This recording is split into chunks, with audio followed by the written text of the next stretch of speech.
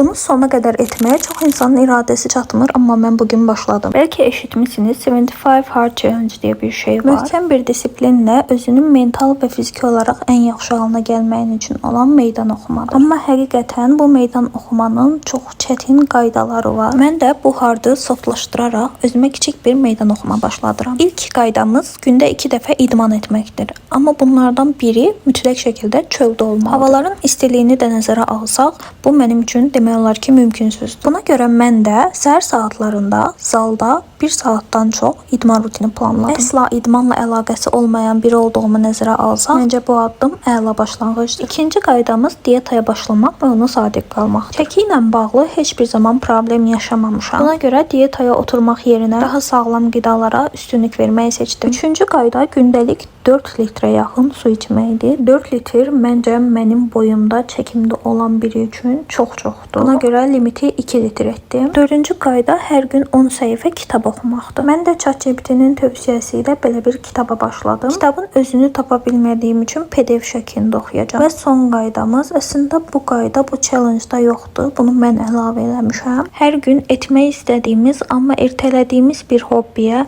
10 dəqiqə zaman ayırmaqdır. Bəzən etmək istədiyimiz şeyləri o qədər ertələyirik ki, bir də ayılırıq ki, hamısı yığılıb, amma heç birini etməmişik. Mən də toxumaq üçün bu ipləri çoxdan almışdım. Bir neçə dəfə hörməyə cəhd etsəm də, yenə də bir küncdə qalmışdım. İnanıram ki, bu dəfə qalmayacaq, heç olmasa bir dənə də olsa neysə toxuyacağam. Birinci günü bu şəkildə tamamladım və sizcə 75 günü qaydaları pozmadan davam edə biləcəmmi? İzləmədə qalın.